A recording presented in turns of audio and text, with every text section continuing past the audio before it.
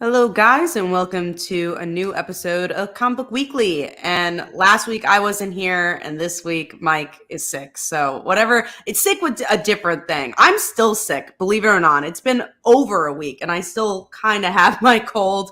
It sucks, but it's okay. And I also got everyone around me sick. So, Oh, I've been wonderful. called patient zero because Yeah. my business partner got sick, but I'm not sure if he got sick from me or we just got got sick at the same place. His partner kind of got sick, and then his brother is sick now, and then my dad might be sick now. So I'm like, either I got everyone sick or we both got everyone sick. Wow. That sucks. Lisa's sick Yeah. right now, and I'm like, I'm like just keeping my distance and Oh trying no, not what to does she get it. have? Her like throat is like really swollen. She can barely talk. It's been like Oh that for my like god. 3 days. So yeah, she did some yard work. I think it's an allergic reaction, honestly, because Mm. I'm not getting sick. So that's the only thing that makes sense because she had a fever. So who Oh knows? god. I know that like respiratory things are going on right now. It's just Yeah, like everything is going on. So guys, that's why I wasn't here last week. yeah. And I'm shrugging around. And then like I said, Mike got sick. So here we are. Hopefully Brant is standing tall and he does not get sick next week. But that is why Yeah. we missed the show, or else we would all be here. Yeah. But let's get started. We actually have a lot of stuff to talk about this week. We are going to start with the books, and then we're going to get into the news. And yeah, I'm excited. I feel like most times with titles, like, oh, what are we going to talk about? There's honestly multiple type of titles we could have talked about this week because there's so Hmm. much going on. Yeah. So this will be fun. So what's that? If my wife comes over there. Well, um we're good. We talk a lot, so it's we work together. We've worked together for years. We're like best friends, so we're lucky is what I'll say there. But You're yeah, upset so that her throat that she can't talk. yeah, and she is too. It's like she'll start to say something. She's like, I can't talk. I'm like, it's okay. Just text me. It's fine. Thank God we But do live in 2023. right, yeah, exactly. All right, so let's get into those books. So let's talk about Guardians of the Galaxy issue 1, brand new series. Kind of the same team, but a little interesting twist going on with this book. So Same I actually, writers as Captain America as well. yeah, which is why I was kind of excited about it because I am enjoying that Captain America series, the one with Steve Rogers, and I actually liked it. I didn't see like what the ending like held, like what the twist was with it. I didn't see that coming because I hadn't been up to date with Guardian, so I didn't know what was going on in that corner of the universe. So I really liked that with the Groot Fall stuff, and the teams kind of scattered and coming back together and on the run and trying to do what they can. It gave me Firefly vibes a little bit, so I enjoyed it. What'd you think of it? I didn't hate it. I don't know if it was for me, but Yeah, I read it thinking, man, this if you like Guardians, you'll really like this. If you like westerns, you'll really like this. I yeah. don't really love either that much. I've read very few Guardians comics. The only one I stuck with was Brian Michael Bendis, and that was because of Kitty Hmm. mostly, and I enjoyed that. But other than that, I usually drop Guardians books, and I feel like the same thing's going to happen here. But the reason I gave it a shot is what we were talking about before. Is like I never read a Captain America book in my life, never cared, and then this current run happened. I was like, oh, I Yeah. actually care about Captain America. So I'm sure they'll build something to make you care. But I really don't like sci-fi more than I at least like espionage stuff a little bit, Hmm. but sci-fi is where I draw the line. So, but it was definitely a good book. It just wasn't written for me. Yeah, no, and I totally get that. I think what made like Firefly have this such cult audience is that it was mixing different genres together, like the Western and the sci-fi, and it just kind of, I don't know. So this gave me those same kind of vibes. I love the TV show Firefly, and if it continues on that track, that kind of gives me that feeling when I read it, then I'm gonna be happy with it. So we'll see what happens though. Makes And then sense. a book I won't spend much time on, which is 8 Billion Genies. Mike and I The read last this. issue. Yeah, it was the last issue. Um, I really think, like we talked about last issue, that the gap in between like issue 6 and 7 really killed the momentum on this. And this one was like the first 8 centuries after the genie thing. And you find out that the plot ultimately was like a very idealistic view of what humanity could be and what it will be at the end of this arc. And it for me, it came off a little sappy. And again, the momentum was killed after issue 6. So I couldn't get into it as much. And it was very, very text heavy. It was a lot of exposition in this book. So I didn't love the way it ended. It was fine. It wasn't bad, but it was just kind of okay. So yeah, unfortunately, I didn't enjoy it more. I'll be curious to see if Mike enjoyed it or not. I was gonna say that because I know he really liked that book. I think Yeah. out of the two of you guys, he was like championing it even more. I remember that first issue didn't quite do it for me, but I know a lot of people like that book. So right, I think it had a lot of fun stuff. It just the way it went, like I said, I already said it, so I won't repeat myself. But yeah, let's get into our number 5s then. Already to our number 5s. What is your number 5, Kat? My number 5, I think my iPad is still dead, but I'm pretty sure I know my number 5, which is Superman Lost issue 2. Okay. So yeah, it was not as good as issue 1, but I still thought there were some interesting aspects to it. Like I liked the idea. I really liked the beginning. I liked where he was just in the in his room with Lois and just not knowing how to breathe. I thought was super interesting. But when we got to the parts where he was lost, I was like, oh, this is not as interesting to me. I like the aftermath more. Yeah, so that's my concern with the book. Like, I didn't mind the book. I thought it was a fine book and a fine read. But if it's going to be every single issue, he's lost in a different planet or a different region of space, and he's trying to get his way back, that's going to become very, I don't know, not boring, but what's the word I'm looking for? Like repetitive. Yeah, repetitive, predictable. I don't know if that's going to keep my interest. So I'm wondering if this would be a better trade bait for me. But I like it. It's fine. I don't have a problem with it. But yeah, it was just a little, So I don't know. We'll see. But mine definitely not in your top 5 then. Yeah, definitely not my top 5. I think it's like my number 12 or something like that. But that's like middle for me. I read 19 books this week. So yeah. But are you going to keep reading it then?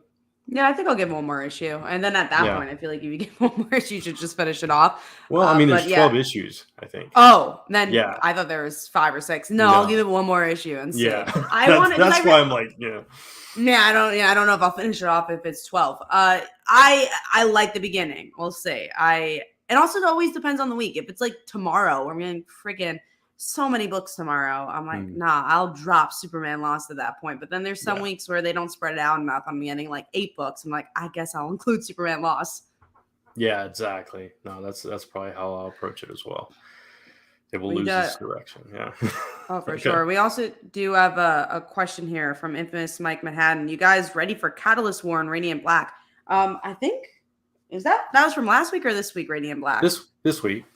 Okay, so we're gonna talk about Radiant Black. Yeah, we'll talk about Radiant Black for sure. Is it my week? Oh, I guess so. Well, let me tell you, it's not my top 5. Okay, it isn't mine, but we'll see. We'll see where it falls. You know what? I read it digitally, so you know what?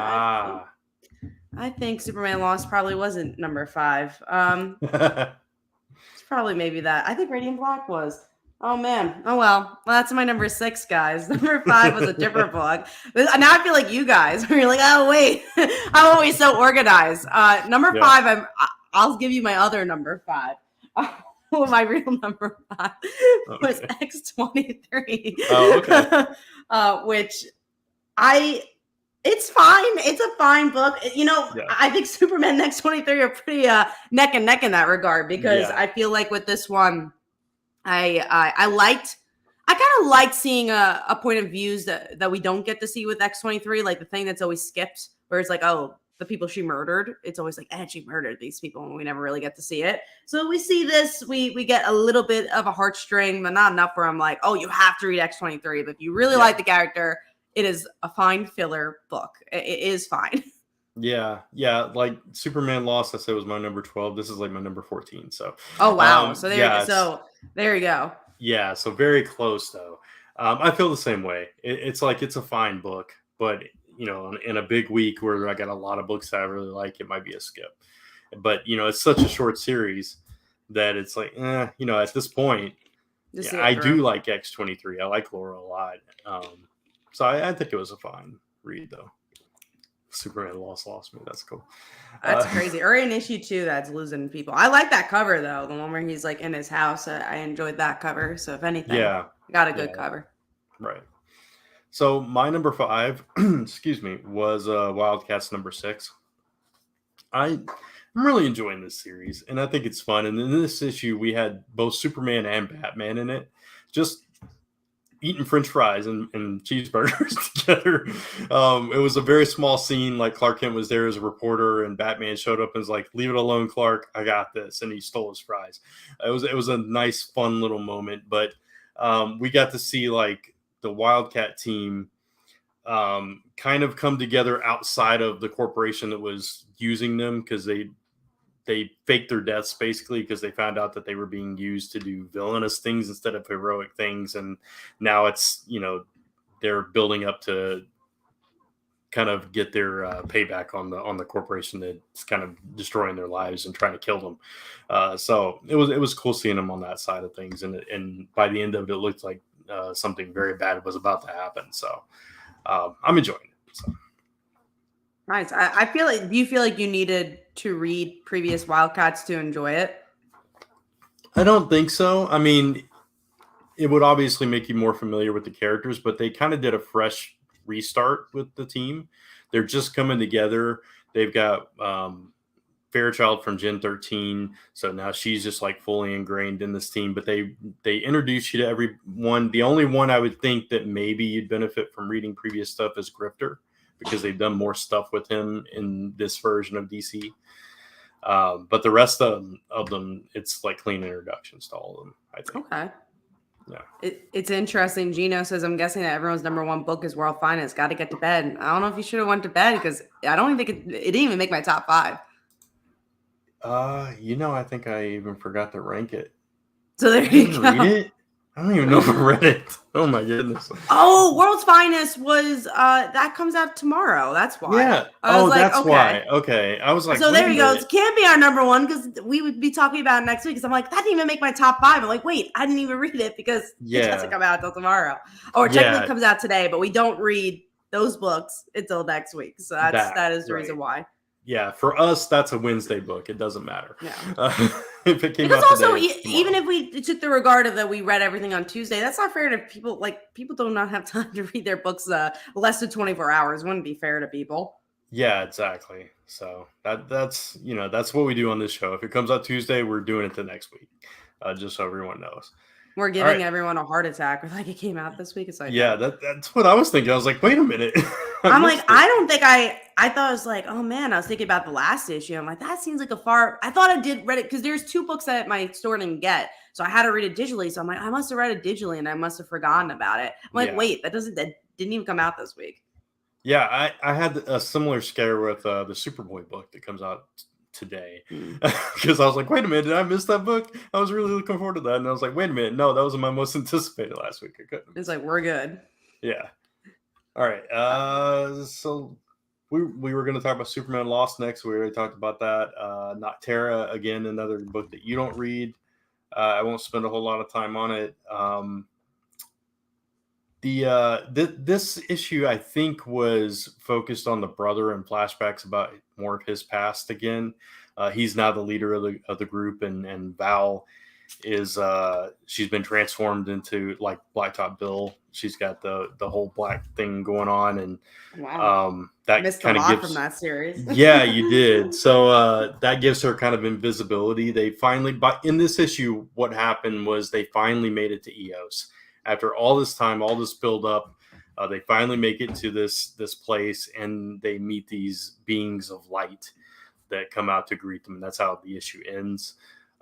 They had like a confrontation with Blacktop Bill again, who has now been rebuilt by the creatures from the dark, and he's one of them now. And so now you got one on each side fighting against each other, and but they've got all these shades like surrounding this whole EOS compound, and they're trying to get in and all that stuff. But I thought the interesting thing about this one was learning more about Emery's past and how he tried to meet his birth parents and got attacked by his dad, like hit over the head with a gun. Oh man, that's a lot. Yeah, so it was it's really emotional, and it also talked about like where his love for science came from and stuff like that. So I think the character stuff with especially with Val and M has been pretty strong in this series. So all right, nice. Yeah, so that brings us to our number 4s. Mine actually was Noctera. I didn't even realize that as I was talking about it, but there you go. So what's yours? Mine is Bloodline, Daughter of Blade. I'm the only one reading this, but honestly, it's a fun book. I like it. It's her and Blade teaming up, and you would think they would have went the generic direction of like, you left me and I hate you, Dad. And it's like, no, I get it. And they team up, and she learns how to fight a little bit more. And look, it's not a revolutionary book, but I feel like it's just doing stuff just different enough where I feel like, oh, I haven't read something like this. It's just fun. It's kind of what we've been asking for, a new character being a superhero. So I enjoy this. So nice. I'm glad you're enjoying it. It's a fun series. This is a question from Inatasi6, which is off topic, but what is your opinion on backup stories from publishers to earn an extra buck? I don't usually like them. I think there's times where they utilize it in an interesting way, like the Tim Drake one, I think has been interesting for Batman. I think if you have a character that can't have its own series or one shot, but you still want to tell their story, like a Gotham Academy, I thought was really well done in that regard. But when it's just like Batman and then you get another Batman story, I'm like, I'm good. I don't need that. Yeah, no, I completely agree with that. Excuse me. I do think that Tim Drake one has been really good. And it's been some of the best Tim Drake storytelling, because it's like, I think with Tim, it's been hard because I feel like obviously I enjoy that he's a bi character and they've been exploring that, but I don't think they've done it in a way that I want to see even more from it, or at least I would want to see.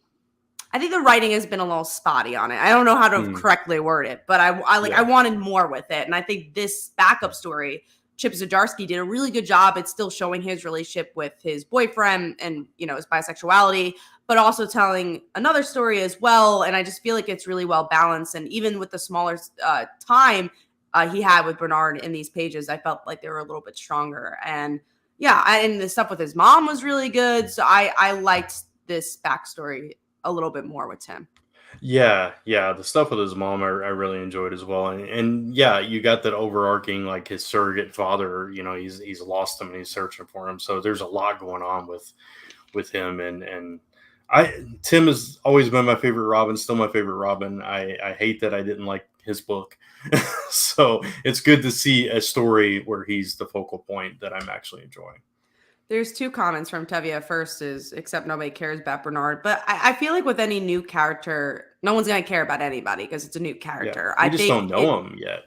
Exactly. Really. And I don't think it's the fault of, because again, just because it wasn't the best written story ever, they're just like, because he's queer, that's why it was bad. And I'm like, no, I think there's such a number of factors of why it didn't connect to people. And the other question you had is, do you think is beyond saving the book? And I think it was mostly the art. I think a lot of people didn't connect to that. I know a lot of queer people that didn't connect to that, and and obviously I'm queer and I didn't connect to that. So I just feel like there was a number of things that didn't work with that. And I don't think it's because he was an LGBT character or because Bernard, no one cared about Bernard. There's definitely, I'm sure, people that care about Bernard or want to care about him. They just didn't give him the right spotlight yet. Yeah. With me for that book, it was mainly the art, but then the first issue, the story, and it just didn't pull me in either. It's like, I could probably have gotten past the art if the story was strong enough, but it just didn't do it for me. So it was a double whammy, unfortunately. I forget where we were, but I hope that answers the question. Did you do your number 4? Yes, I did. Okay. It was Bloodline. Yeah, right. All right. So we're moving into Captain America Cold War Alpha then. I surprisingly did not like this issue. I thought, Really? yeah, because I've been liking the main series, but this issue didn't do it for me as much. And also, I don't think I would have been curious to hear Mike's opinion because I think he read it. Yeah. It's definitely not new reader friendly. Oh So if no. you're like trying to jump onto it, it's like, no, you definitely have had to been reading at least the Steve books. I didn't Right. feel lost not reading the other book. No, because there was only like one small thing that you really needed to know, and they filled you in on from Sam's book, I guess. But yeah, with Steve's, if you weren't reading any of that stuff with what happened with Bucky, you'd be completely lost going into this. I liked it, but I didn't think I was going to. So I think maybe that was why, because I was really nervous about combining the two books and telling that story. So, but I thought it was fine. You know, it's not my top 5 or anything like that, but I did enjoy the read. For sure. I'm curious to see where like the Peggy stuff and obviously Winter Soldier goes. They've been slowly developing that. Yeah. Yeah, that's you know, Steve's closest companions from back in the day both turning on him. So it's a lot going on there. All right. So then we got Radiant Black. So here we are. I was like, did that come out this week? That's one I did read digitally. So that was one my store didn't have and shortened. But I like it. It's a good. I like the series a lot, but I feel like it's because it's such a serialized book. It has lost some momentum for me. It's not like it used to be a book that was like, this is my favorite book on stands. And now I'm just like, I really like this book, but I don't know if it's like my favorite book on stands because it is a little slower. I think even this issue, like stuff happened obviously, and we got to see a new suit and we get to see a little bit more from the main bad guy, but it's still a slower issue. Yeah, but at the same time, for me, it is my favorite book on the stands.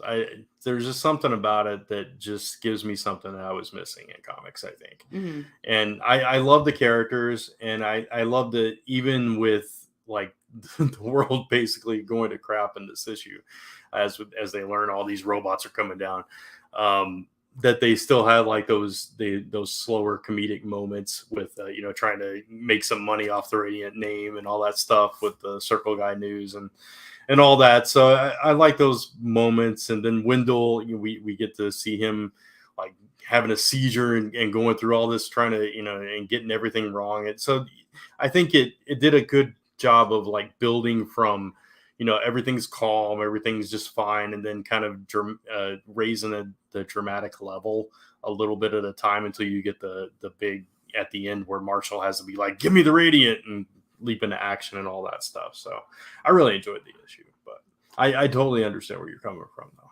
And it's still in my top 5. We'll talk about it in a second, but like, it's a good book. I just want it to be like that first arc great where like there were so many twists and turns and so many.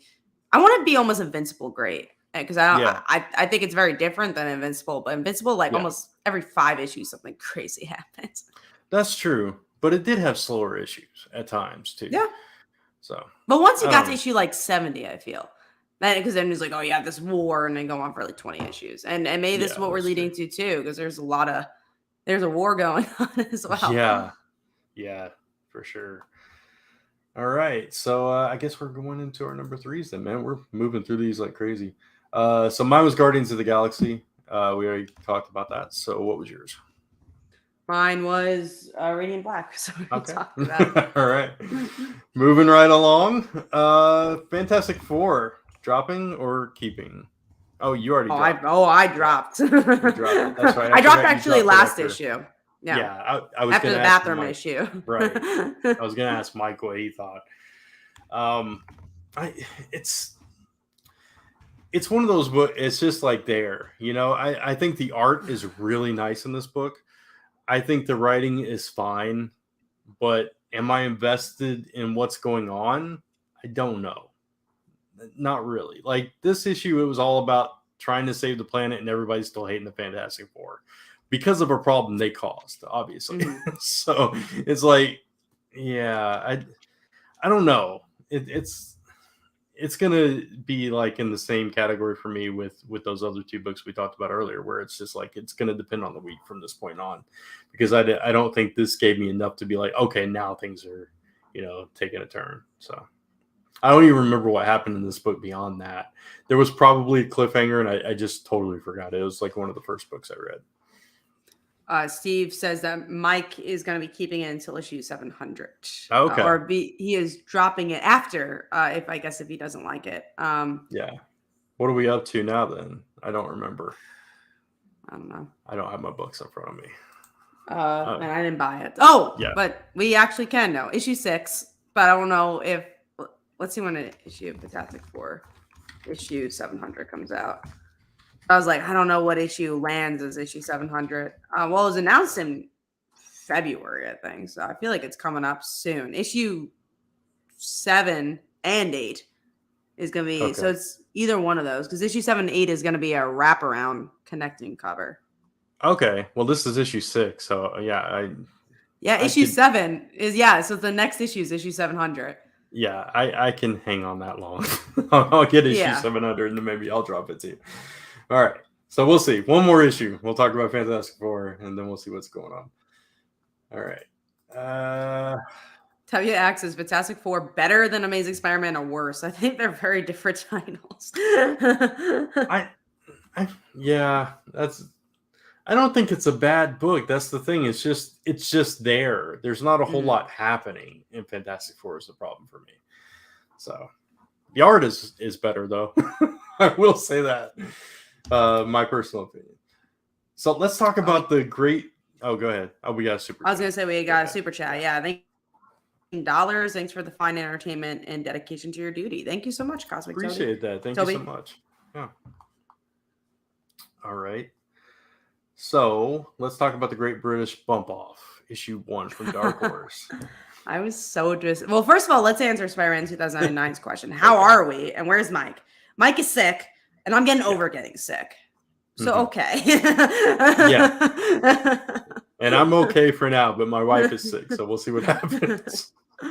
But getting back to the Great British Bump Off, I was so excited for this book. I'm like, this is made for me. I love cooking shows. I don't like baking shows. I like cooking shows. There is a big difference. I don't like sweets.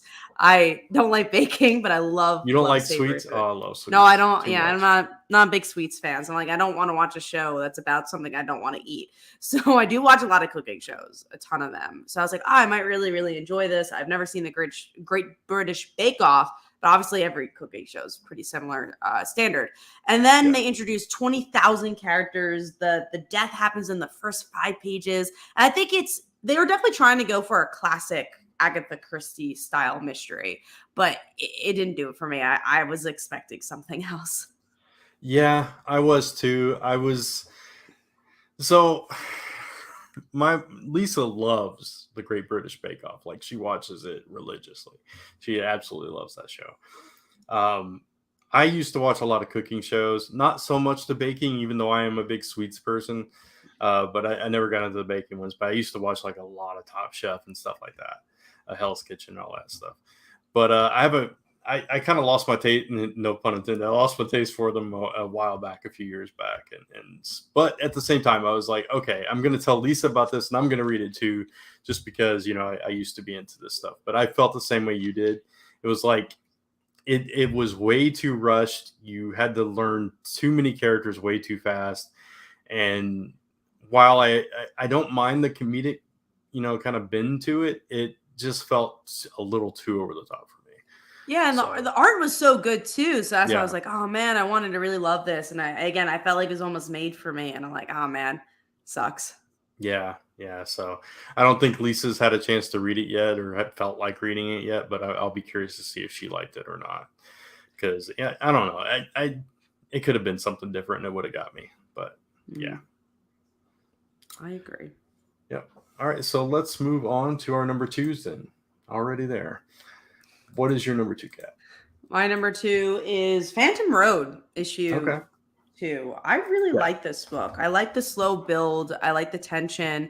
I like the horror movie style storytelling here. And I like that the way information is told to us. I like that it's not totally spelled out, but also you're getting just enough information. It's not like a Fantastic Four where it's just like, oh man, what happened here? Like, give me the information already. Like, but also it doesn't feel like it's telling you everything. We're like, okay, well, I already know everything. Why would I read more? I just think it's a really well balanced book. It's creepy, and I like the world so far. Gotcha. I might be done with this one. I don't think it's. Yeah, I don't think it's. When I Yeah. read it, I wasn't thinking this is Brant's book. Yeah, I didn't love the first issue. This one was a little bit better just because it enhanced the like mystery aspect of it, like her seeing all the people outside and then walking outside and they're gone, and kind of learning more about them being in between worlds or whatever they are, whatever it is. But it just, I don't know, just not my thing, I think. So That's understandable. I'm curious to see if they said they're not dead, so I'm curious to see, yeah, what world this actually is. yeah, exactly. So it's weird. Like, are they special people, or can they walk between these worlds because they're just, I don't know.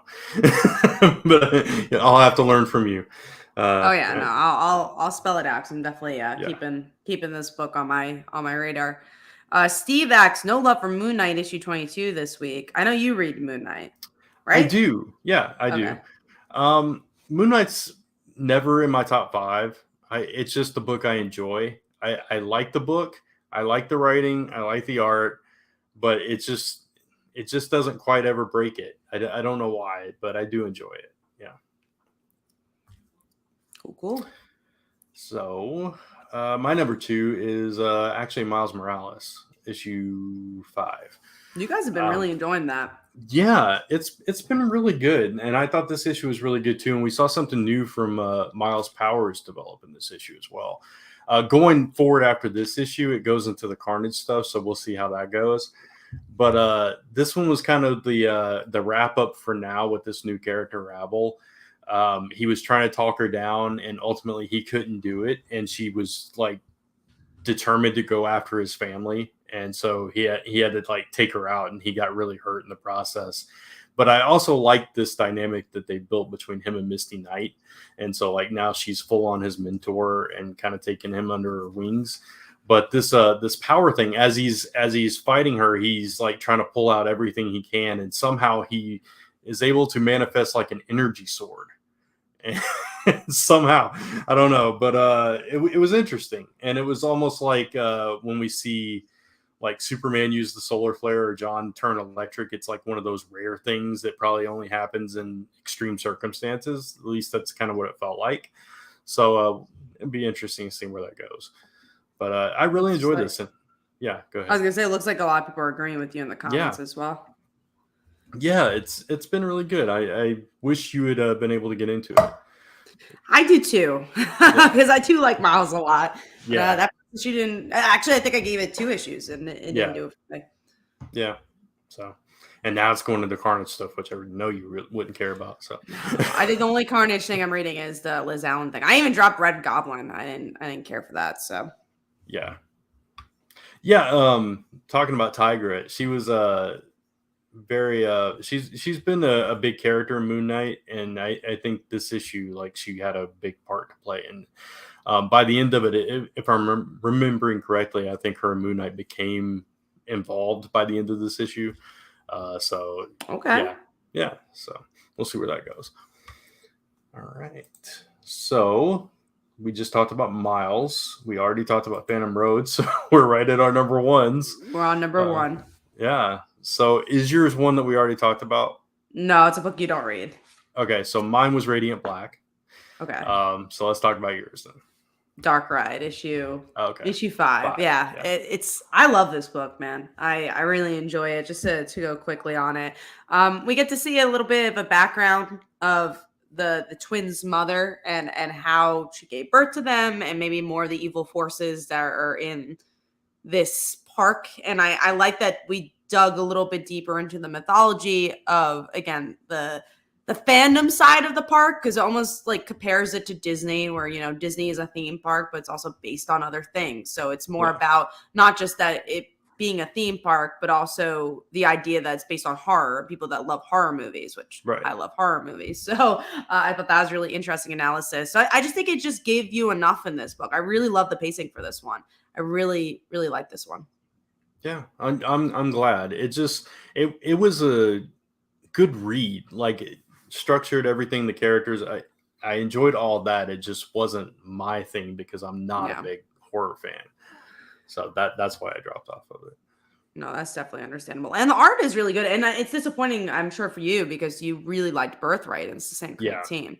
Exactly. Yeah. No, I really like all that. It's just it went to the side of horror that I don't love. So it lost me because of that. Serenity. I think the sword is like the same whatever as the Venom Blast. It's just kind of like a progression of it. But I could be wrong in that. Just saying. Anyway. Let's get into our Kickstarters. We got some Kickstarters, and also we got our Patreon. So let's start talking about our Patreon a bit. We have a lot of videos on there now, and you got topic videos from all three of us. Let me actually also post the link there. And we actually have some really, really cool topics that are coming up as well. So this week, I'm going to be doing a topic on the new Nightcrawler news. We're going to talk about it a bit tonight, but I'm going to go a bit more in depth and talk about, is this the next Superior Spider-Man? Is it just creative enough that it could be the next Superior Spider-Man? So I'm going to talk about that in a video. And then the week when Mike comes back, and hopefully Brant doesn't get sick, and all three of us are here, we're going to talk about this article that's been going around. I'm going to show it to you. So we're not talking about it tonight. If you guys want us to talk about this article, you have to follow us on Patreon. And let me tell you, if you're a fan of the show, I think you're going to really enjoy this video.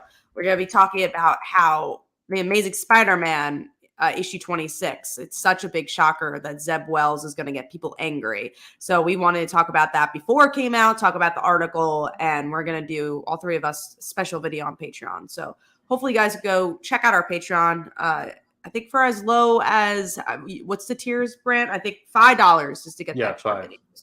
Right. So, 5. We got 5. What? I don't even know what our 3, 5, and 10. Yeah. So 5 is our middle tier. That's where you get the after show and everything. So.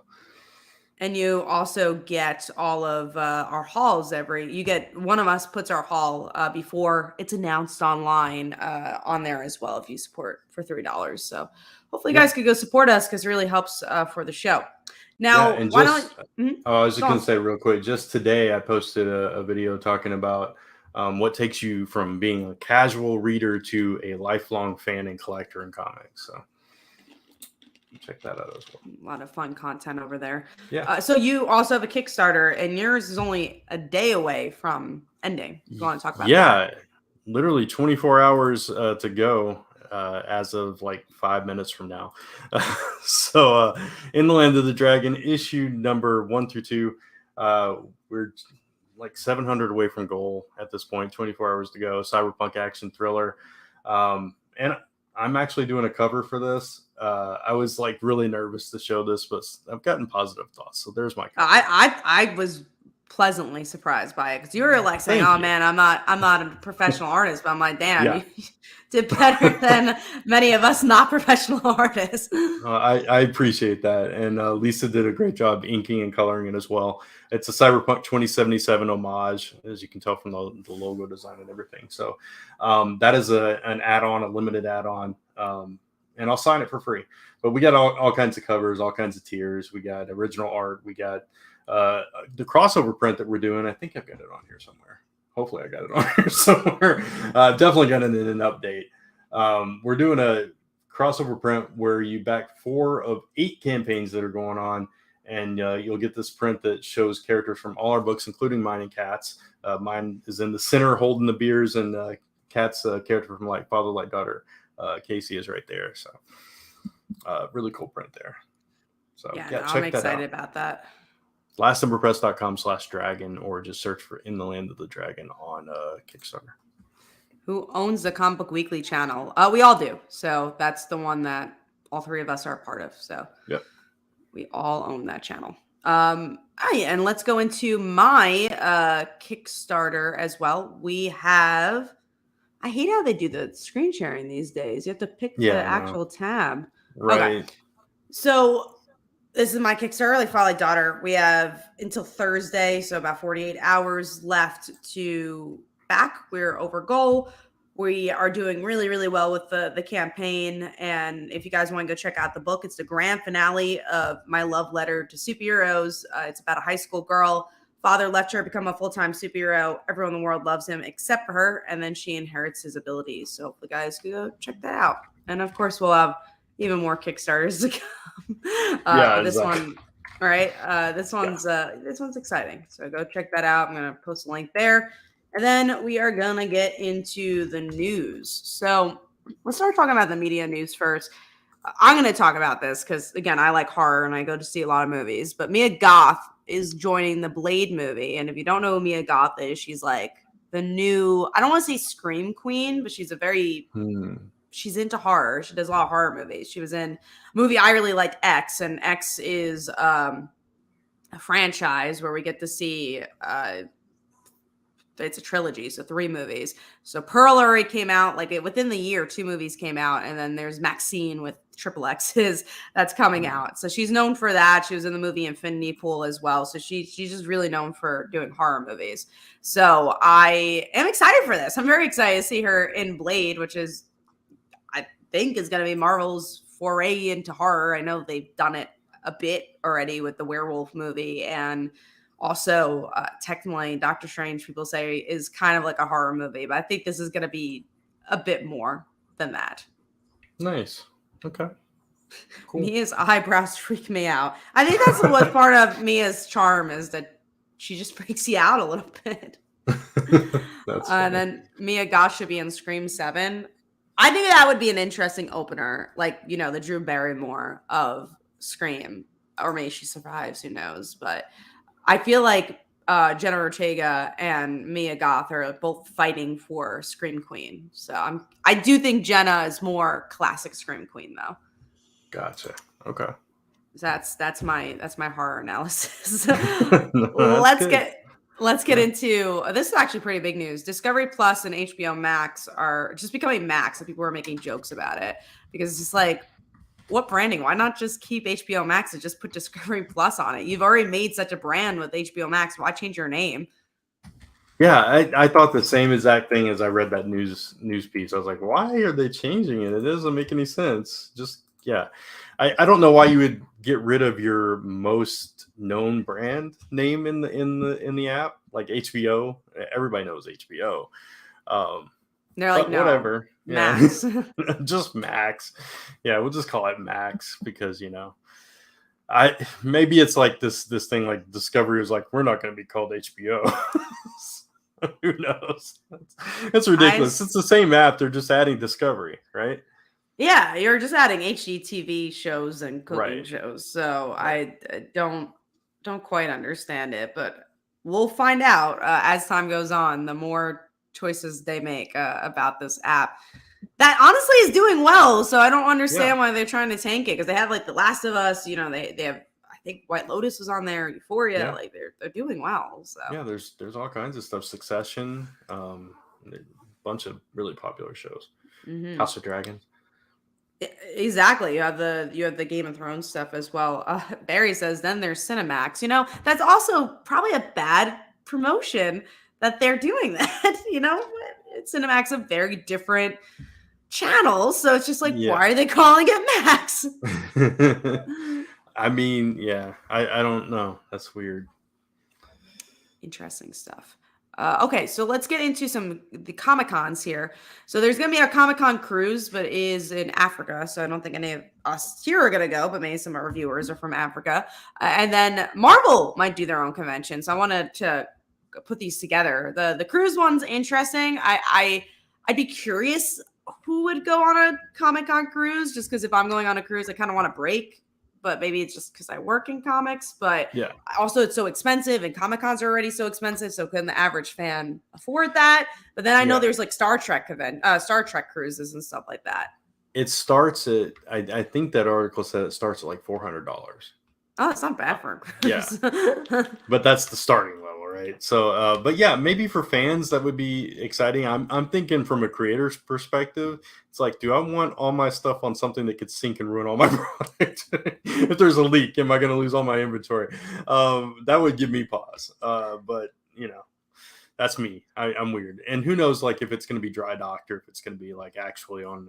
I don't know. I didn't read that far into it, but it's I an feel like it has interesting to be a concept. cruise. I feel like Yeah. it would be like a 2 or 3 night cruise. Yeah, it's an interesting concept, and we'll see how it does. I guess if more people decide to do it, because I know like San Diego Comic Con, they have like the after party. Like I think CBR used to do an after party on a cruise ship, that kind of thing. So Yeah, they had like yachts and stuff. So yeah.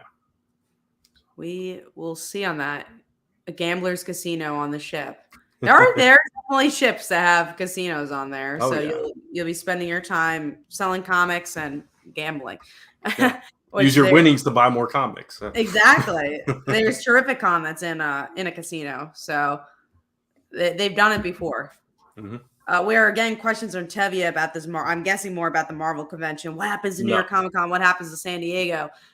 Look, they're still going to be there. New York Comic Con, I'm a little less worried about because I feel like that's something that they have a big artist alley. So either way, it's still a comic convention. With San Diego, it is very much an entertainment convention more yes, than a Comic Con. So that's one I'm a little bit more worried about with like if Marvel has their own convention. Because then Marvel, why were they going to San Diego Comic Con if they have their own convention? well, The I D23. Mhm. yeah, I think if they were gonna do their own con, that maybe they would save like the media stuff for San Diego because they're huge in Hall H, right? That's Yeah, um, they were gone for a little while, then they came yeah, back, and I think they did a really good job with D23 where they did some information there, and then they did some in San Diego, so they still had a right, presence in San Diego. right. But at the same time, like if they do really well with their own con, like Star Wars Celebration or something like that, we're seeing more of that with companies both in video games and movies and everything is there's everybody's separating. And if you get big enough and you can draw a big enough crowd and you can keep all the money and not have to just whatever share the space and share the all that stuff, it's smarter for their side, Yeah. obviously. So I don't know, we'll keep our eyes on this for sure.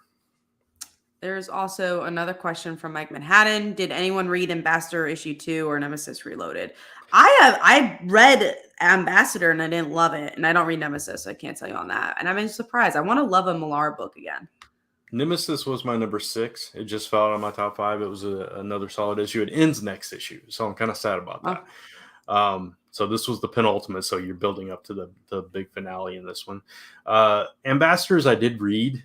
I was actually more bored with this one than the first issue. It was very slow. It was kind of introducing you to one of the new superheroes, but it was a lot of kind of just, I don't know, slow moments to get to that point. And yeah, so I'm not loving that one, unfortunately. Cosmic Toby says, well, DC has headquarters in New York, and Marvel. Actually, DC does not have headquarters in New No, York. they moved. So, yeah, they moved a couple of years ago. Mm-hmm. But Marvel does still have their headquarters in New York. Yeah. Maybe we'll get the convention here. Maybe. I'd go if we had the convention here for sure.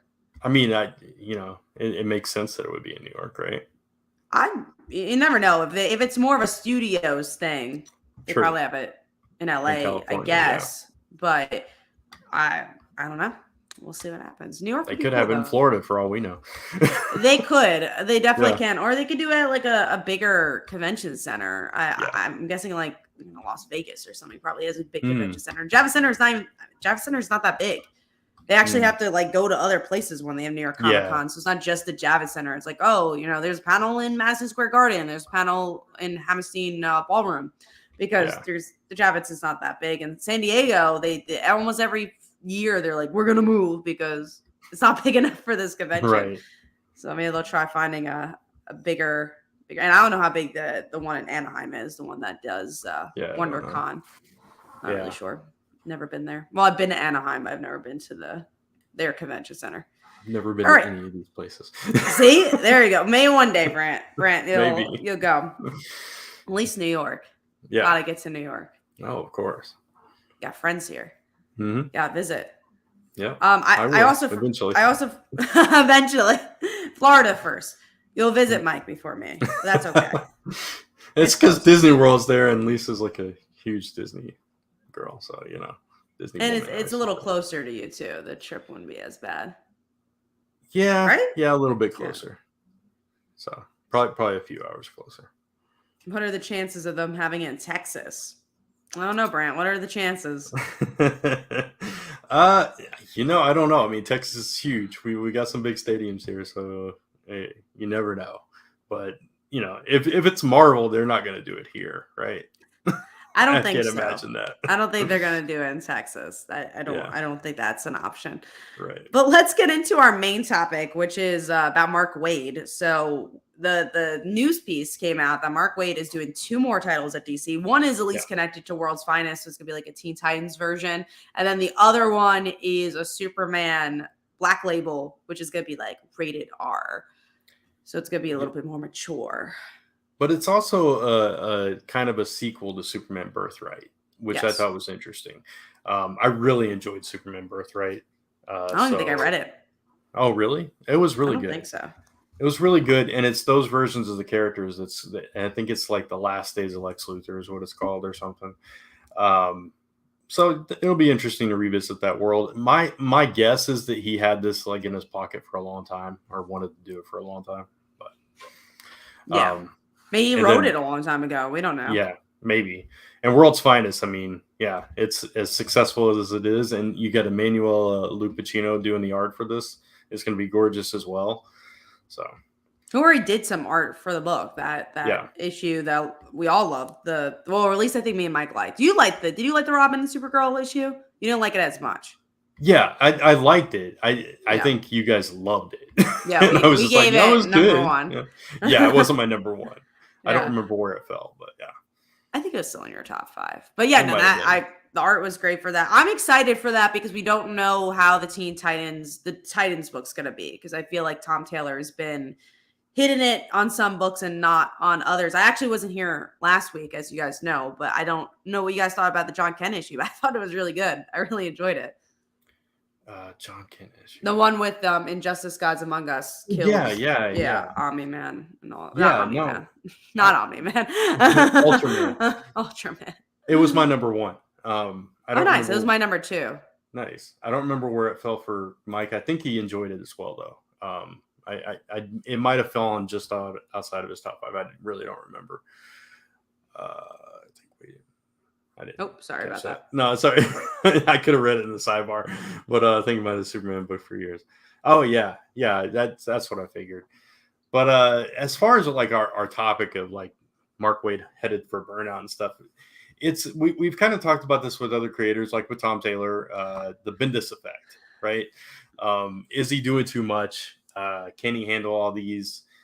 And I think the difference here is that with Waid, it feels like the projects that he's taking on are probably things like the Superman Birthright thing.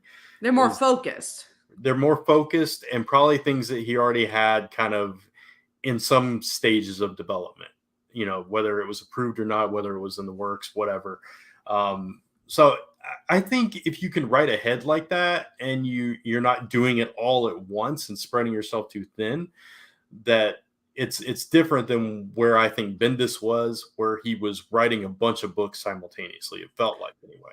Yeah, and it's so interesting with superhero books, and because I'm thinking about like James Tynion, who writes so many freaking books, and obviously still is successful with every single book he writes. But with something like an indie book, you're able to pace yourself a little bit. You're like on your schedule. Right. But with a superhero book, it's very, very quick, the deadlines. And that's why you worry a little bit more with like, because you could ask that question. It's like, oh, why is Scott Snyder and James Tynion do so many books? It's like, because they're their own, they're not Marvel and DC books. And honestly, James was not doing that many books at DC at that time. He was doing Batman.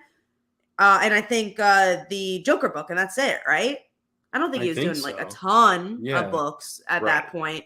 And yeah, I agree with the Mark Waid thing. I'm not as worried just because they're so connected. The Teen Titans book, I think, is going to be a slam dunk because it's connected to what he's doing. The Shazam book, it's with a that is the worry. Now you have Shazam too. I kind of forgot about Right. that. I did forget about that one too. Yeah, that might be a lot. But I hope that the quality doesn't go down in that regard. But it's with a collaborator he's already worked with. And honestly, maybe World's Finest, I hope I'm not correct on this, but maybe World's Finest is going to end soon. Especially Dan Mora is not going to be on it.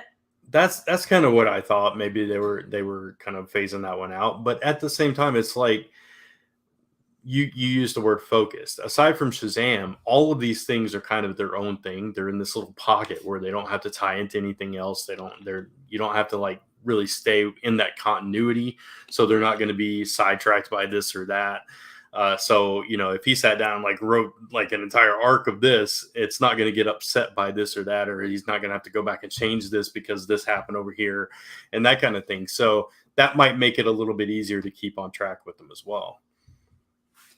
For sure. And I saw another question here and kind of ties into it, or another comment. Henry K. Isn't this the norm nowadays? Just squeeze as much blood as possible out of employees. Probably nothing different than Mark Waid. Look, yeah, if you talk about any industry right now, that's what's going on. It's just like there's a lot to be done and not enough money to be spread around. So let's take these employees that we know we have and let's squeeze them as much as we can. That's definitely the thing that's going on. And I do worry about that from an entertainment writing perspective. But look, we have a writing strike that's going on too.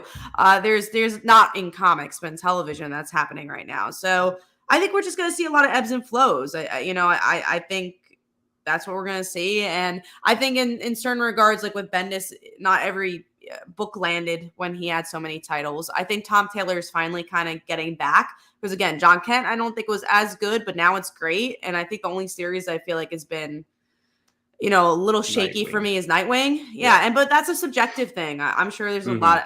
Nightwing is still selling really well. So I'm sure there's a lot of people that love that series. And that's maybe just not our personal taste. I think he's writing the way he wants to write. It's just not our personal taste. Yeah, no, exactly. And, I've liked Mark Waid's work for years, and it's not really suffered all that much. I think there's like, with any creator, there's going to be things you like or you don't like or whatever. But until I see otherwise, I'm confident in Mark Waid's abilities. And so hopefully he won't burn out. And he, like somebody in the comment, I don't remember who it was, but somebody said he's been doing this for a long time. Yeah. But so had Bendis. So exactly. It just depends on the person and what's going on with them and how much they can actually handle. So we'll see. And how much inspiration strikes. Because these do all seem like books that are like passion projects. They don't feel like, I guess I got to take this one, Yeah. At his stage, I think he can do that, right? So yeah, and he should be doing it. Welcome, Rudy, back to the show. We really appreciate you watching. We had another question here, which was from Intasi6. Do you think the popularity of ratings of movies like DC MCU influence which comics sell? I don't think ratings do. I think what movie is coming out does and what their projections are. Because you won't know. They want to sell the trade, right? That the reason they're doing these single issues like a year before the movie comes out is because they're like, okay, we want to build up enough for a trade, which is where the real money is at the bookstores, and especially for people that don't go into a comic book store. So I think they prepare for those movies to come for the most part with certain characters. Especially Marvel. I don't see DC do it as often. Like we talked about often, like when you had all the CW shows, that there was not a comic for those characters to be found. Like there wasn't a Green Arrow, there wasn't a Supergirl. None of those existed at different times. It was like, why? Didn't make any sense. But Marvel definitely, they will push hard a character when they've got a movie or a TV show coming out. We have the name changes. I refuse to pick up Bat Family books or else I'll be sucked into collecting the various titles. That is true. I feel like Batman right now, though, you could just read Batman. You don't have to read the others because they all got canceled for the most part. They all ended. Detective, but you don't need to read that. We're not. No, we don't. And I'm perfectly fine without doing that. Cosmic Toby says, do you become more inspired when writing inside on the desk or outside under the shade? I don't think I've ever written outside in my life. So really? Probably inside. Have I? I've written poetry outside. I don't know if I've written scripts. I feel like when I don't have know. a due date, it's like, because that's the thing. Like, I wish I could be like an artiste and just be like, I'm going out into the forest and going to write. And it's just like, no, I have this due this week and I need to get it done. So I'm just going to Yeah, sit on my couch and write it. I tend to isolate myself when I'm writing, so I don't like any distractions or anything like that. So yeah, outside's probably not. Like I said, I'd write poetry out there, but that's different. That's a different vibe. Yeah, you're trying Drawing to be an outside though, artiste. yeah, drawing outside is a totally different thing though. I do enjoy that.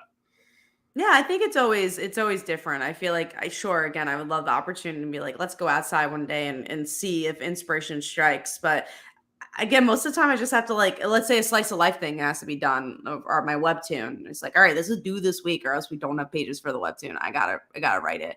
Or if I have to collaborate with Phil, which happens a lot, I'll just go to his house and just talk. I just feel like, okay, this is what we want to do. Well, I don't remember if we talked just about this on a live show. I think it was a live show, but we were talking about how I travel a good amount and I can write on an airplane. It's easy for me. It's just like, all right, I have this time period where I have no internet. I'm just gonna Mm. get the thing I need to get done. And then Phil's like, I can't write on the plane at all. I'm like, why not? Just write. It's like, I don't get it. Just do it. He's like, I have to be like in my spot. I have to be in my room. I'm like, I don't care where I'm writing. I'm just gonna get it done. And that's it. But we ended up plotting some stuff on the plane ride because we literally had to get it done. It was like due that week and we had to get stuff done. So I'm like, we have to get this done. So yeah, never outside, but that was a good question. That was a good one. I couldn't do it on a plane either. In any public place like that, I just couldn't. I take in everything around me, and it was just like, I don't know. It's like sensory overload. I I don't even couldn't. care if people are listening to me. I'm just like, whatever. I just couldn't We've done it in focus. hotels before, like Yeah. hotel lobbies where we're just like waiting for our flight. We've done it in airports. It just happens. Yeah. All right, let's get into the next question here, which is the new Avengers villain. Because of course we need new villains. So what do you think? I am excited for the new Avengers book Yeah. with Jed McKay, though. I am very excited for it. That's why I'm like, okay, Jed McKay's doing this, going to be interesting at least, and at least it's something different. I think they're called the Ashen Combine, and their powers are different. They're like city slayers, basically. They take over cities, and one person is like this human jail, and he just pops out, prisoners at his whim and will to like attack or do whatever. Who knows what they're doing? I just think it's creative and interesting and visually different. So that's something like the Avengers haven't dealt with. I think the last time we saw something unique like that was during Hickman's run with the what are they called? The like the Black Swan and all those. Right. I can't remember what their group is called, but yeah. I don't remember either. So Yeah. I know it was yeah. I can't. Yeah, I wish I remember. I was just like, not is it coming. Black Mirror? I'm like, no, that was something else. Yeah, it might be Black something or something black. I don't remember, but you guys know who we're talking about, surely. But yeah, not since then when have we seen something like that. So hopefully it'll be good. So next up is let's see what I want to talk about. Let's do the free Green Lantern rings are back. I find it interesting because I think, oh man, again, but like it's been years. It's been It's been a long time. Yeah, it was like 2008. Yeah, and they probably still have some left over. They're like, well, we'll just sell this. It's interesting. I wish they would do this for other stuff. Like I wish that there were more promotional stuff like this that were original. I wish it was just like the Lantern rings are back. It's like, but we have the Lantern rings. Give me something else. Remember, like when the White Lantern rings, like the other rings came out. That was interesting. Yeah, no, I agree. It's funny because, and I wish Mike was here because we literally talked about Green Lantern rings last week. Wow. Right before this news came out. We were talking about, you remember the Green Lantern rings? Oh, it was so cool. And, coincidence. We were talking, Mike was like pointing, yeah, they're right here on the shelf right here. And I was like, I don't know where mine are.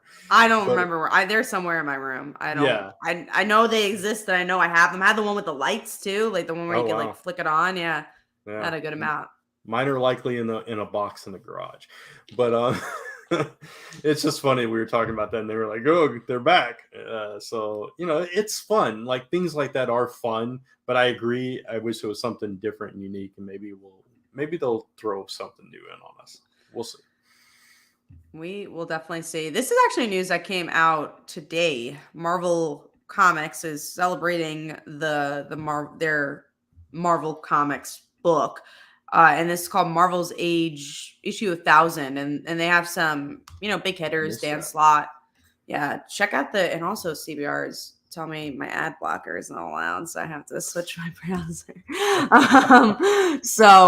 Yeah, we have JMS there, we have Hickman, Ryan Stegman, and they're all doing and writing characters or drawing characters you wouldn't expect. Like Dan Slott, I think is doing a Captain Marvel story, which I thought was interesting. And supposedly, I think they're going to be connected to future things, as they always are. But I'm curious if it actually does connect to something. I mean, I'll check it out. These are big writers and big creators. Yeah. No, that's cool. I had not seen this news. I totally missed this one. So neat. And speaking of Mark Waid, he's doing one too. Yeah. So there you go. Very cool. Not exclusive to DC. No. Oh, Rainbow. Michael loved that. Right? Oh man, I don't know what she's writing though. I don't know if it's gonna be She-Hulk or not. Yeah, I don't know. Yeah, I'll check it out. If it's Runaways, I'll be pretty excited. I'm sure it's not. His anniversary too? There's all kinds of anniversaries going on. Superman's anniversary today. Okay. I did not realize. I don't know why. I saw it on Twitter. That's why. I'm like, all right, that's cool. I have not been on social that much today. That's probably why. Yeah, I was going to say probably for the best. Not that anything happened, but you know what? Yeah. It's good to decox every once in a while. Yeah, absolutely. So next up is that Free Comic Book Day Marvel book is introducing Marvel Zero. So I like when Free Comic Book Day introduces stuff. I'm not even... What sucks is I have like it doesn't suck. I have a con, which I'm happy about. It's at a library. So I don't know. I'm going to try it in my store. Luckily enough, my store will put the books to the side, but I'm like, oh man, I wish I could go there that day. So hopefully I can. Or I'm going to try to get my books. Yeah, I want to get it before that Wednesday. Like I could go that Wednesday and get it, but I'm going to try going that Saturday and getting it. Anyways, Marvel Zero, we got that going on. They're teasing their new event. Obviously Spider-Man's there. We got the Avengers there. It's every Free Comic Book Day is the same. Every single one. You always got a Spider-Man event they're gonna tease, and there's always an Avengers event they're gonna tease. Of course, but I mean, I like that it's not like reprints and that kind of thing. I love when they do that. And like if you're a Venom fan, it's like they're telling some kind of shocking story about him, and yeah, it gets you excited and pumped, and you get this free thing that that gets you invested. It's smart too, but hopefully they'll be good. It's interesting because I don't. The one thing I'll say is I don't know who they're aiming for, because I do think DC does a little bit better of a job where they'll have the book that is aimed for the Wednesday Warriors and be like, okay, here's DC Terror, here's everything about it, or whatever the new event's called, Night Terror.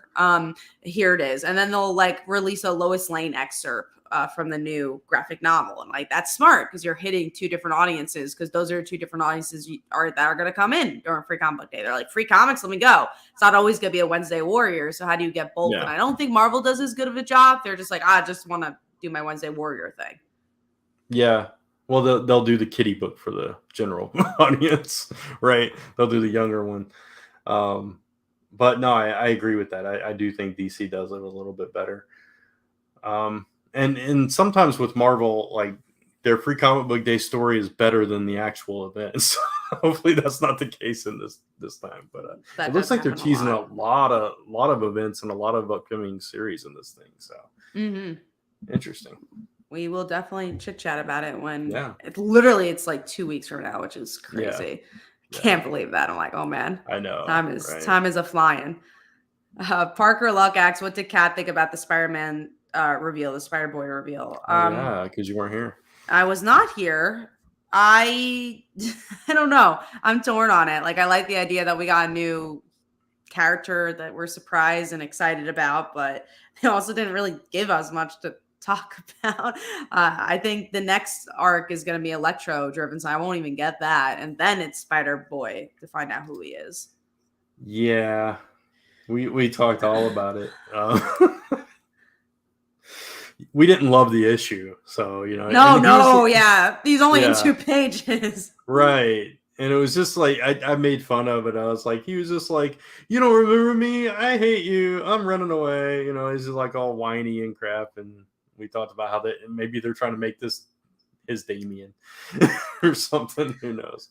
I don't know. Didn't love it. Yeah, I was not a fan of it. And also, I guess the only interesting thing was that Miles and Spider-Man knows this person. Yeah.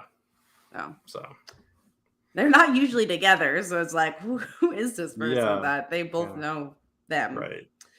The Bronze page says, if you bought 2 copies of a comic this week, which comic would it be?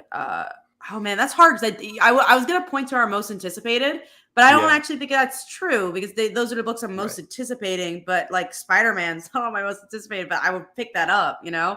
I would want to see where that went. So I would say, I'm pulling up my list now, actually. Spider-Man's definitely one. Superboy. Okay. And what else?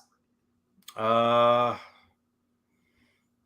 let me look at the rest of the books.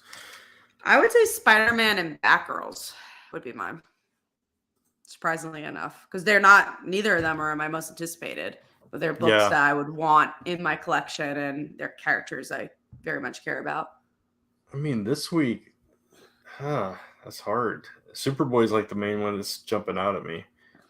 I think that's the only one. Maybe No One, because I actually enjoyed the first one, and I love that whole universe. Mm-hmm. Yeah, I did. That's it.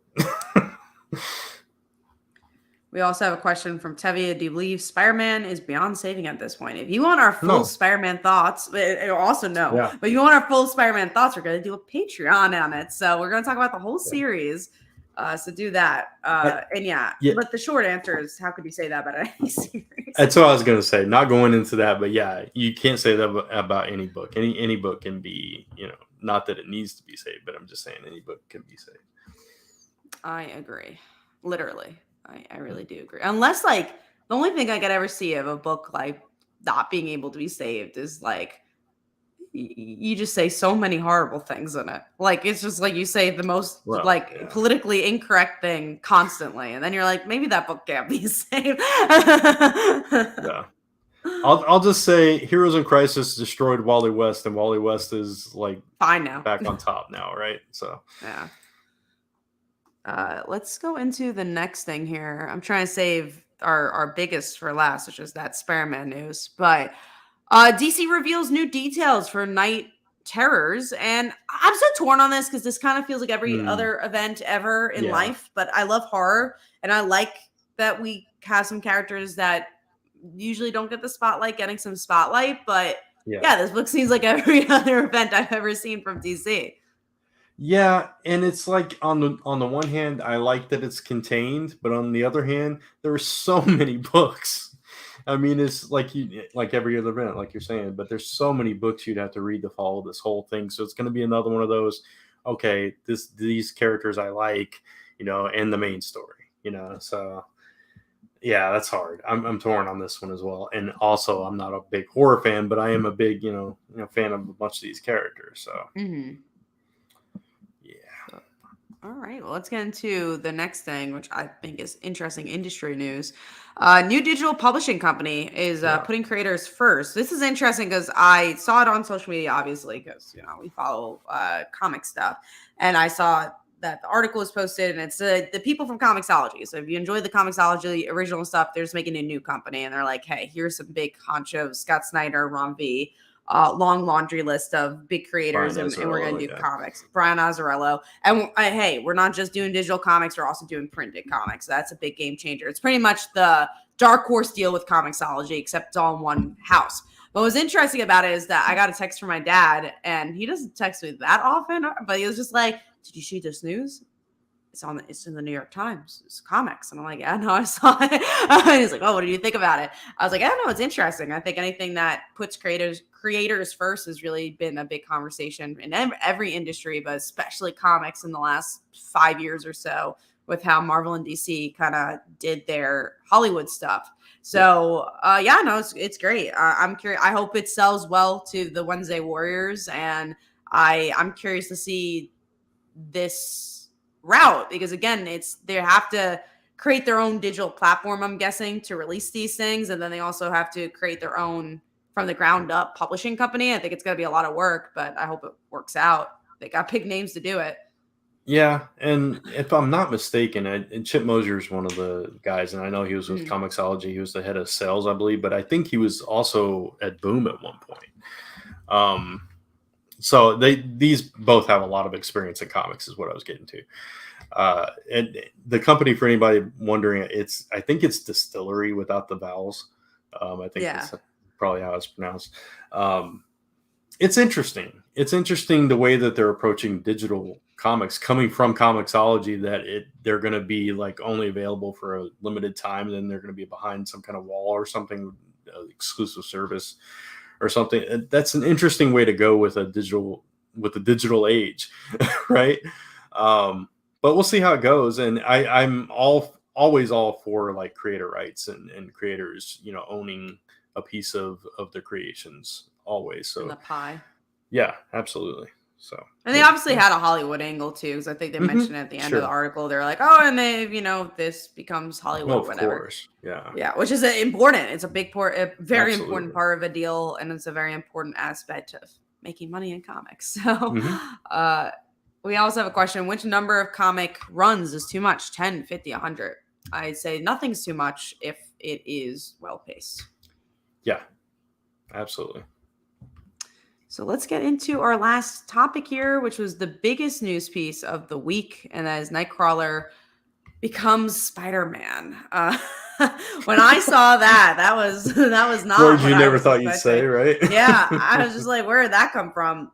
Again, what I am going to talk more about in our Patreon, which I will plug again, if you want to hear some exclusive content. Yes. What I'm going to talk about there is more of the aspect of, is this the superior Spider-Man effect? Is it so crazy, will it work? Or is it, so weird that it won't? And I'll discuss that more there. But here, I don't know, man. I know it's Cy Spurrier who's doing it, who did the Nightcrawler stuff. I'm not usually a huge fan of their writing. I'll give it a shot. Again, I have to give more of my thoughts in that video because I don't want to get into a whole sprawling thing about it, but it's interesting. It is definitely interesting. This is Uncanny Spider-Man for anybody that isn't aware of the title. That's, and it's like following the effects of Fall of X. That's when this is taking place and all that. And Nightcrawler's just done this. So, cool new suit that he gets. I don't know why this is happening or what's going to go on, and we'll talk about it, like Kat said, more in detail on Patreon. But it's an odd choice, and Spurrier is like you. I usually don't get into Spurrier stuff. I've dropped every book that I've ever read, I think, and unfortunately, it just doesn't connect with me for whatever reason. I love Nightcrawler as a character, but it's an odd direction. If you're going to do that with the character, though, I guess why not with Nightcrawler? For sure. But yeah, and thank you. Name changes. I'm going to get the Patreon. You'll be my first. Thank you. We're trying to do topics that are interesting to people to put onto the Patreon. So that's why I thought this topic would be really good to kind of go a little bit more in detail on there. So we appreciate that. There's already a lot of content up there. By the way, so it's not the first video. You could really go through a whole library. Yeah, like several topic videos, a bunch of pull lists. We already did an after show on there as well. So, and if you like Spider-Man, again, the next two topics are going to be Spider-Man related. So I'm sure we'll talk more about the Nightcrawler stuff and with the three of us, especially because Mike's not here.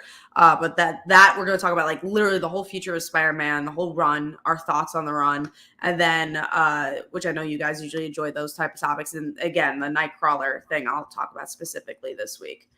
We got Tillian, who asked a question, any manga that both of you have been enjoying? I don't currently read that much manga.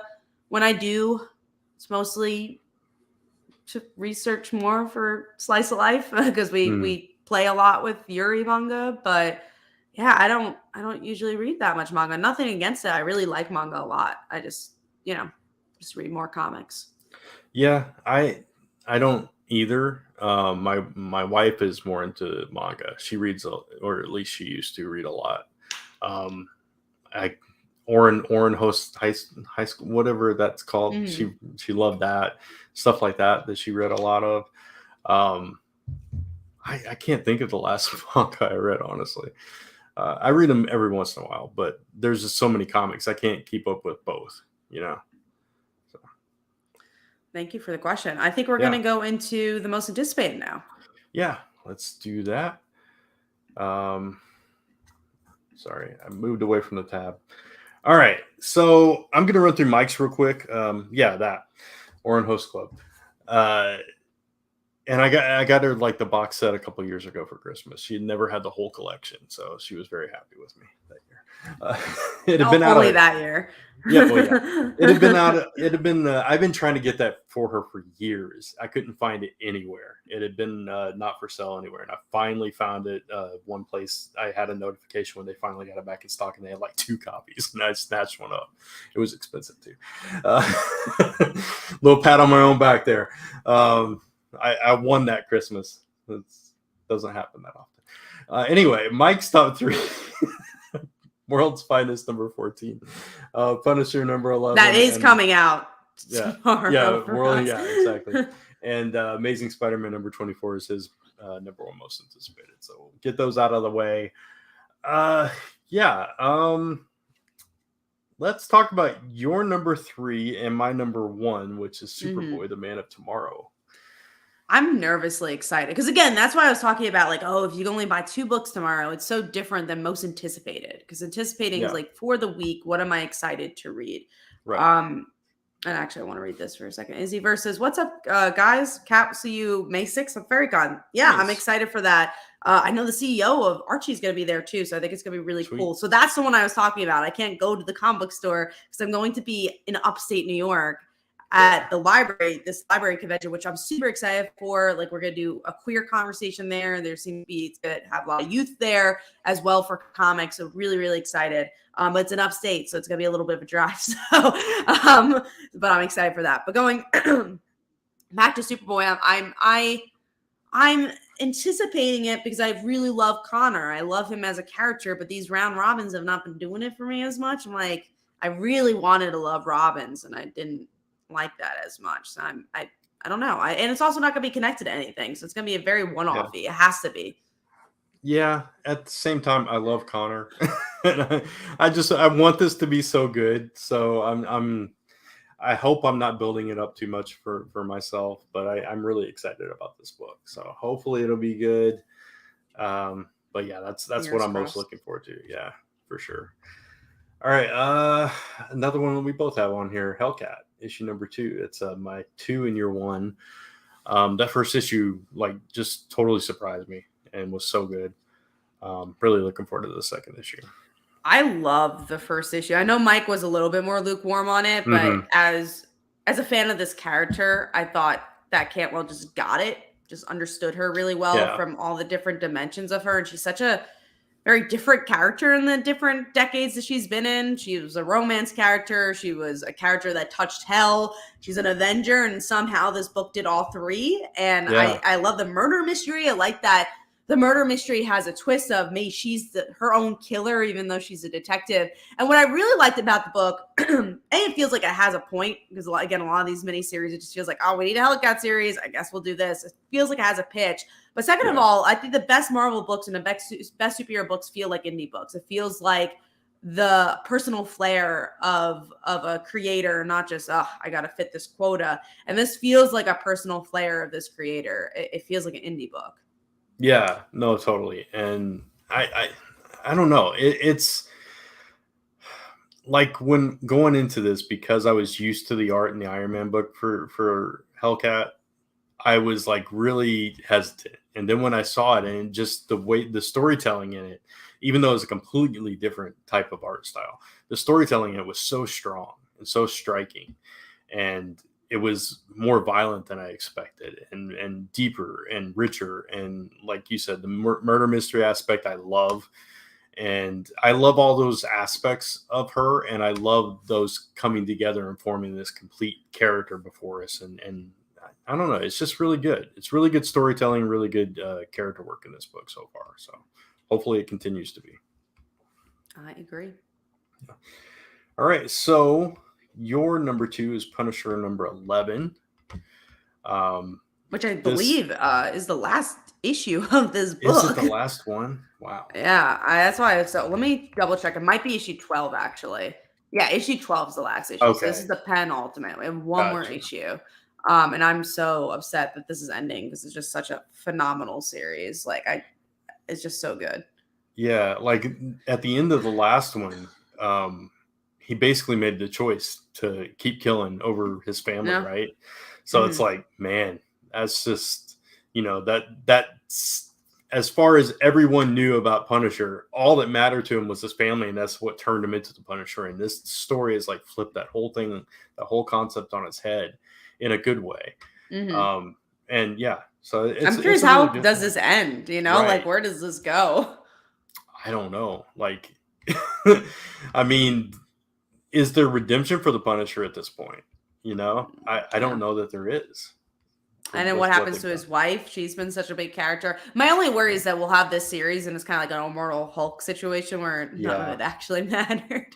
Right. I hope that's not the case, and I hope they pick this thread up and do something with it, because that would be a shame if this doesn't mean anything in the grand scheme of things. I will say, at least in an Immortal Hulk way, or like other books, like something we've obviously seen with Spider-Man now, is like, just because the next run doesn't do something doesn't mean like 10 years or 5 years down the line, there's not a writer that says, I really like this little nugget from Punisher, let me pick it up. Yeah. And do something with it. I agree with this statement right here from Steve. Yeah. I've never enjoyed a Punisher run more than this one. I never have. Agree. Yeah. Until now. Exactly. Period. Yeah. All right. So my number 3 was She-Hulk number 12. I was actually surprised with that one. That it was on my list. And it was on your just because I know you not disliked it as much as Mike, but right. Well, I mean, they're introducing a new villain in this one. Her law practice is in danger, so it sounds like there's a lot happening in this issue, and it's also the 175th issue. So it's I think there's like backup stuff in this one as well. So it sounds like a big issue. So hopefully some big exciting things happen in this one. So that's why. We also have Cosmic Toby says, I still want to rock the new Punisher logo on a t-shirt. I think they have it, honestly. I think I've seen it at like Comic-Cons, like from Marvel, so I'm sure they sell it. Cool. All right. That's all I anticipated. Yeah. Cool. Thank you guys for sticking around with us. We had a good time, a lot of cool stuff to talk about. And next week, hopefully everyone will be here. No one's sick.